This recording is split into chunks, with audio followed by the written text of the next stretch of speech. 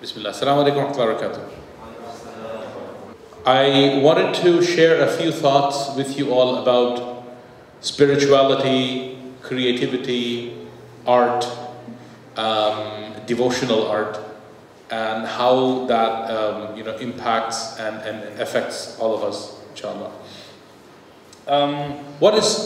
Let's start talking about spirituality. Can anybody define spirituality for us? Okay. Basically, my definition is actually about the soul. It's about the soul of yourself, which is not physically, but you can feel it, but you cannot see it.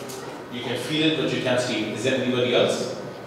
To me, spirituality is to feel God consciously.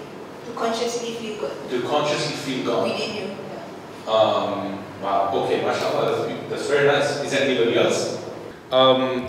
Is it necessary for us to feel something for our actions to be spiritual? Not entirely. I understand what you're saying, but not entirely, right? Because what we do comes from us, right? What we do is what we are doing. The feeling is what Allah sends to you, right? Now, we're not worshipping the feeling. We're worshipping Allah. And sometimes He doesn't send you that feeling, even if you do everything properly, to make sure that you know that you're not chasing the feeling. Because if you stop feeling that, does that mean you're going to stop praying? No, it doesn't. Right? So even if you don't feel something inside you, that can still be a spiritual experience. Because when you don't feel something inside you, you think, Ya Allah, what happened? What did I do? That is spirituality as well. Right? When you do something and you feel closeness to Allah, that is spirituality. When you do something and you don't feel closeness, you feel a little bit distance, that distance is also from Allah, because that distance moves us to try harder. Both of these are spiritual. It's the flip side of the coin, right?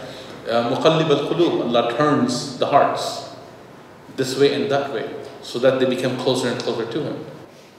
Now, the question is, does spirituality imply perfection?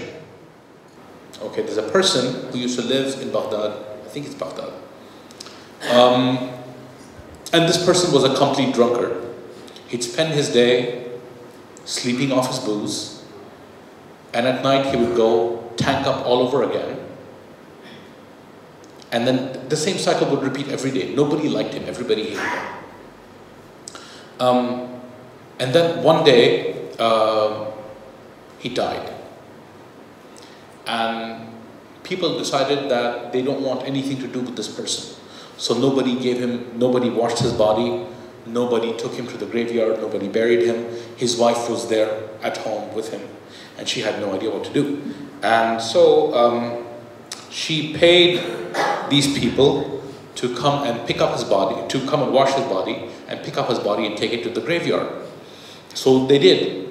And when she got to the graveyard, it was just her with her husband's body and the grave, and she's standing there thinking, Ya Allah, what do I do now?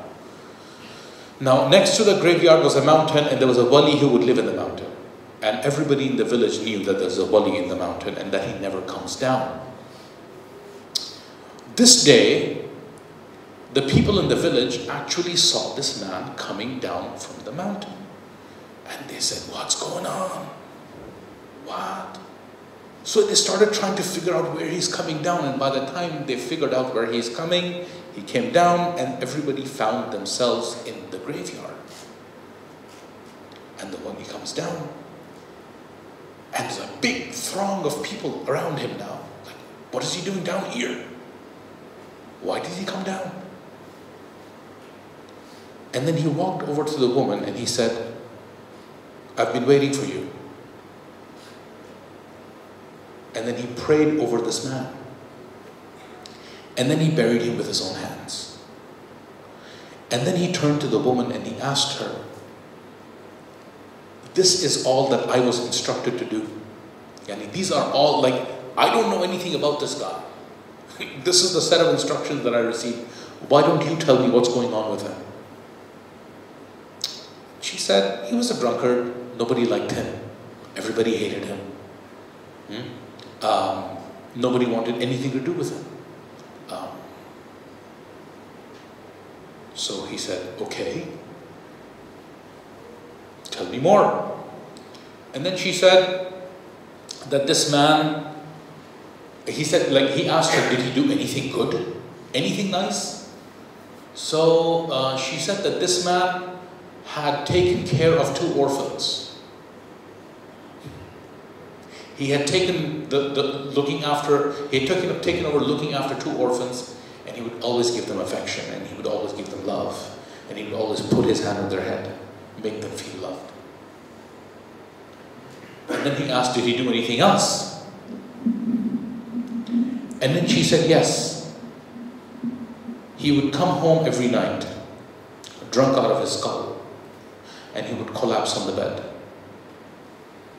And then with the adhan of Fajr, he would wake up out of his drunken stupor, and he would drag himself to the place of wudu, and he would start making wudu, and he would ask, Ya Allah, which corner of hell will you put a sinner like me in? This was it. It was his humility. Right? That's why Imam Ali said that a humble sinner is better than an arrogant, obedient person. So I'm just going to share with you what I learned. I could be wrong. But what I came to understand is that at its essence, any art is emotion. Devotional art is when you point out a subtle reality with spiritual consequences. A subtle, with an emotional impact and spiritual consequences. Right? Like for example, some of the ulama, they say, Al-Munshid Murshid. Right? The devotional singer is like a murshid in a small way, right? By what? By giving you a taste of what you will have with a true spiritual guide. Right? A devotional singer, a good devotional singer, something that I'm trying to be, a good devotional singer is like a murshid in a small way, is like a spiritual guide, by giving you a taste of what you will really feel with a true spiritual guide. Right? Somebody, I was, one of the persons in Toronto, a real munshid in Toronto, he told me, and he clarified it for me. He said, a munshid is like somebody who is half his existence is with people here, and half his existence is with Allah. And his job is to be like a portal where he takes people from here and puts them on the other side. Right? That is the role of a spiritual artist. That is the role of devotional art, is where you inspire people, you move people, you point them to things that they don't normally see, and then you take them into the divine presence.